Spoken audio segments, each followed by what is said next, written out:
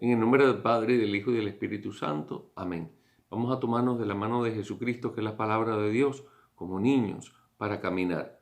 Aquí tenemos Hechos de los Apóstoles 3, del 1 al 10. Aquí en este texto nos vamos a ver reflejados nosotros. Habla de un paralítico, una persona lisiada y mendiga, como podemos ser nosotros también. Es un itinerario catequético, ¿sí? Y en aquel tiempo Pedro y Juan subieron al templo para la oración vespertina, y a eso de las 3 de la tarde. Había allí un hombre lisiado de nacimiento, a quien diariamente llevaban y ponían ante la puerta llamada La Hermosa para que pidiera limosna a los que entraban en el templo. Este hombre se parece mucho a nosotros, porque lisiado no podemos caminar hacia el encuentro del otro, porque estamos ensimismados, estamos metidos en nuestro propio mundo y nos pasamos la vida pidiendo limosna, reclamando afecto de los demás, siempre para nosotros, para nosotros, para nosotros. Es la postura del hombre egoísta. Entonces va a venir entonces Pedro y Juan en nombre de la iglesia, ¿verdad? Y nos va a sacar entonces de esa postura, ¿verdad? Y van a ver lo que va a pasar. Y aquel hombre, al ver a Pedro y a Juan, cuando iban a entrar, le pidió limosna, que era lo que sabía hacer. Pedro y Juan fijaron en él los ojos y Pedro le dijo: míranos. Porque es muy importante el contacto visual. El hombre se quedó mirándolos en espera de que le diera algo. Entonces Pedro le dijo: no tengo ni plata ni oro. Imagínate, el hombre la cara que habrá puesto. Pero te voy a dar lo que tengo. En el nombre de Jesucristo Nazareno, levántate y camina. Lo que menos él se imaginó, él no sabe ni la importancia de levantarse y caminar porque nunca lo había hecho. Siempre lo llevaban. Y tomándolo de la mano, lo incorporó. ¿Qué significa incorporar? Meter en el cuerpo. Incorporar. Meter dentro del cuerpo. Tomándolo de la mano. Y mucha gente necesita la mano para esto. Esos son nuestros catequistas en la iglesia, nuestros sacerdotes, nuestros obispos, que nos echan una mano para ponernos de pie. Que es la postura de Cristo resucitado. Y al instante dice que sus pies y sus tobillos adquirieron firmeza. Y de un salto, dice, se puso de pie y empezó a andar. Y entró con ellos en el templo caminando, saltando y alabando a Dios. Es todo un proceso de catequesis. Es todo un proceso de crecimiento cristiano en la fe, en el cual nosotros, que otros nos llevan y nos traen, estamos lisiados, no podemos ir al otro, nos pasamos la vida pidiendo limosna, imagen del hombre egoísta, solamente para nosotros, y de pronto nos encontramos a la iglesia delante de nosotros, nuestros pastores, que nos echan una mano y nos levantan y nos ponen de pie. Entonces, a partir de ahí, nos sacan de nuestro egoísmo para ir al encuentro del otro. Ya no tanto para recibir, sino para dar. Por lo cual, al instante, tus pies y tus tobillos adquieren firmeza. Ya te puedes valer por ti mismo. Y de un salto se pone de pie y empieza a andar, ya por sí solo. ¿Y hacia dónde va a andar? Dice, hacia adentro del templo, junto con Pedro y con Juan. Hacia adentro del templo con la iglesia, como si fuera una procesión de entrada a la misa. Hacia el templo, caminando, saltando y alabando a Dios, con gozo, con júbilo. Todo el pueblo dice que vio caminar y alabar a Dios al darse cuenta de que era el mismo que pedía limosna sentado junto a la puerta. Todo el pueblo lo vio caminar y alabar a Dios. Y al darse cuenta de que era el mismo que pedía limosna sentado a la puerta hermosa del templo, quedaron llenos de miedo. No se entiende esta reacción con lo que acaba de pasar. En todo caso, se llenarían entonces de alegría como este hombre, pero las personas que estaban allí eran puramente espectadores. Quedaron llenos de miedo y no salían de su asombro por lo que había sucedido. El miedo y el asombro paraliza, pero no viven la experiencia del otro. El Salmo 104, cantemos al Señor con alegría, todo en sintonía con la primera lectura, aclamen al Señor y denle gracias, relaten sus prodigios a los pueblos. Y tú dirías, pero ¿cómo voy a cantar al Señor con alegría si estoy sufriendo, si estoy viendo sufrir a todos alrededor mío? Sé obediente a la palabra de Dios y se aclama al Señor, dale gracias, relata los prodigios de Dios a las personas. Ahí tienen una tareita. Entonen en su honor himnos y cantos, celebren sus portentos. O sea, cantar las canciones que te sabes de la iglesia. Del nombre del Señor enorgullezcanse y siéntanse feliz el que lo busca. Recurran al Señor y a su poder y a su presencia acudan. Esta es la palabra de Dios que viene en nuestra ayuda y nos marca el sendero por donde debemos ir. Recurrir al Señor, recurrir a su poder, recurrir a la presencia, acudir a la presencia de Dios. Descendientes de Abraham, sus servidores, estirpe de Jacob, su predilecto, escuchen, Shema, escucha. El Señor es nuestro Dios y gobiernan la tierra sus decretos. Y aunque transcurran 1000 generaciones, se olvidará el Señor de sus promesas, de la alianza pactada con Abraham, del juramento a Isaac que un día le hiciera. Ni aunque transcurran 1000 generaciones, se olvidará el Señor de sus promesas, de la alianza pactada con Abraham, del juramento a Isaac que un día le hiciera. Aunque nosotros cometamos errores, el Señor mantiene su promesa. Vamos a ver qué dice el Evangelio. Lucas 24, del 13 al 35.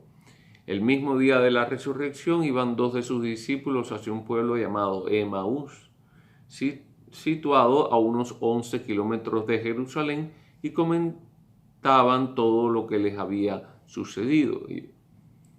Y mientras conversaban y discutían, Jesús se le acercó y comenzó a caminar con ellos. Claro, ellos no sabían que era Jesús, porque Jesucristo estaba resucitado, había muerto, estaba resucitado y toma apariencia de cualquier transeúnte, cualquier persona que vaya caminando a nuestro lado.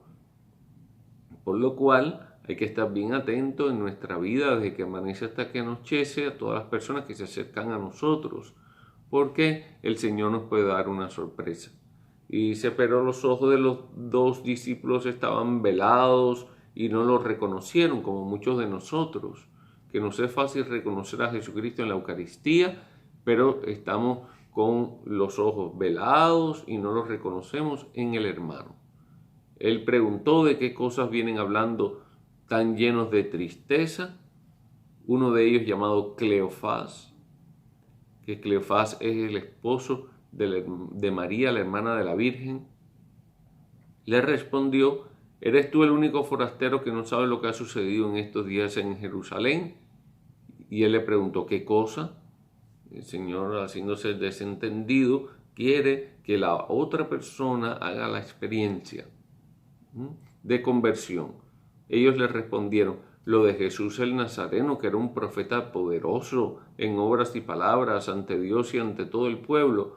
¿Cómo los sumos sacerdotes y nuestros jefes lo entregaron para que lo condenaran a muerte y lo crucificaron? Nosotros esperábamos que Él sería el liberador de Israel. Una cosa es lo que tú esperas y otra cosa es lo que es. Porque el Señor realmente es el liberador de Israel, pero no según como tú quieres ser liberado. Las cosas no son como nosotros queremos o pensamos que son, sino que Dios tiene sus planes de liberación y Él lo hace a su manera. Y sin embargo, han pasado ya 3 días, continúa la escritura, desde que estas cosas sucedieron. Es cierto que algunas mujeres de nuestro grupo nos han desconcertado, pues fueron de madrugada al sepulcro y no encontraron el cuerpo y llegaron contando que se les había aparecido unos ángeles, que les dijeron que estaba vivo. Algunos de nuestros compañeros fueron al sepulcro, ustedes saben quiénes son esos compañeros, Pedro y Juan, y hallaron todo como habían dicho las mujeres, pero a él no le vieron. Entonces Jesús le dijo: qué insensatos son ustedes y qué duros de corazón para creer todo lo anunciado por los profetas. ¿Acaso no era necesario que el Mesías padeciera todo esto y así entrara en su gloria? Lo que pasa es que cuando ya se habla de sufrimiento, ya ahí nosotros damos salida, damos una marcha atrás. No queremos oír, no queremos ver, porque es que no queremos sufrir. Por eso cuando Jesús le dice: ¿acaso no era necesario que el Mesías padeciera? No era el mesianismo de padecer el que ellos tenían en la cabeza. No era su vida o nuestra vida, ¿verdad?, como la concebimos, con sufrimiento. Nosotros no concebimos la vida con sufrimiento, pero el sufrimiento es parte de la vida, la enfermedad es parte de la vida, la muerte es parte de nuestra vida, viene en el mismo paquete. Y la gente no quiere sufrir, la gente no quiere morir, pero la vida lleva todas esas cosas. Entonces es necesario que pasen todas estas cosas. Es necesario que padecer para entrar en la gloria. Y comenzando por Moisés y siguiendo con todos los profetas, les explicó todos los pasajes de la Escritura que se referían a él. Y ya cerca del pueblo a donde se dirigían, él hizo como que iba más lejos, ¿sí?, un ademán de seguir, porque Jesús siempre continúa. Porque hace falta que nosotros llegue un momento en la vida en que digamos: Señor, yo quiero que tú estés conmigo, pero tiene que venir de ti, tiene que venir de mí, porque el Señor nos ama, pero el Señor quiere también una respuesta de parte de nosotros. No es que Él la necesite, pero es que es necesaria. Pero ellos le insistieron diciendo: quédate con nosotros, porque ya es tarde y pronto va a oscurecer. De ya es tarde y pronto va a oscurecer, o sea, que sea tarde o que vaya a oscurecer, es más en sentido teológico, aunque fue un hecho real, ¿verdad? Porque a veces nuestra vida está al atardecer de la vida, está en la oscuridad. Y cuando la vida está así al atardecer, entrando en la noche, entonces le pedimos al Señor que venga y se quede con nosotros. De manera que así en tu casa tú y también tu familia, en algún momento, antes que el Señor siga, tú le digas: quédate con nosotros. Y entró para quedarse con ellos, porque el Señor quiere quedarse contigo, quiere quedarse con tu familia. El Señor quiere llevarte de la mano, quiere guiarte, quiere estar contigo y que experimentes el amor que hay en su presencia. Entonces se le abrieron los ojos y lo reconocieron, pero él se les desapareció. Y se abrieron los ojos y le reconocieron. ¿Cuándo pasó esto? Dice: cuando estaban a la mesa, y tomó el pan y pronunció la bendición, lo partió y se los dio.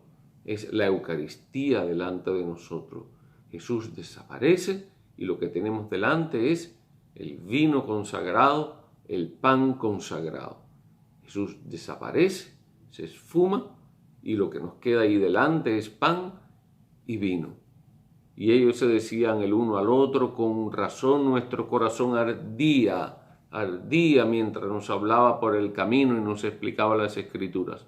Porque cuando a nosotros se nos habla de estas cosas y se nos explica las Escrituras, nuestro corazón arde, el alma siempre quiere más y más de la palabra de Dios. Por eso es que nos sentimos así, como que queremos seguir y seguir, porque el alma se va alimentando y el alma se alimenta de la palabra de Dios. Dice que se levantaron inmediatamente y regresaron a Jerusalén. Inmediatamente, es una cosa rápida. Lucas siempre de inmediato, pronto, así como San José cuando el ángel le decía: toma al niño y a la madre y vete a Egipto, y dice que se levantaba inmediatamente. Pues se levantaron inmediatamente, porque para anunciar el reino de Dios urge dar a conocer la ternura de Dios por el mundo, decía Santa Teresita. Urge, es urgente, por eso dice que se levantan, signo de la resurrección, inmediatamente y regresan a Jerusalén, ahí donde está la candela, allí donde Jesús murió, para ellos morir también. Y morir no es solo morir físicamente, sino es desvivirse por los demás, donde encontraron reunidos a los 11 con sus compañeros, los cuales le dijeron: de veras ha resucitado el Señor, y se le apareció a Simón. De veras. Entonces ellos contaron lo que le había pasado en el camino y cómo lo habían reconocido al partir el pan. De la misma manera nosotros reconocemos a Jesús en la Eucaristía, en el pan partido y repartido, que es nuestro alimento. Luego, cuando ya podremos regresar a las parroquias, a las iglesias, ya lo comeremos así en el pan, sabroso después de tanto tiempo sin comulgar, pero mientras lo compartimos aquí en la palabra de Dios. Que Dios te bendiga y te acompañe siempre, y tengas un día muy hermoso. En el nombre del Padre, y del Hijo, y del Espíritu Santo. Amén.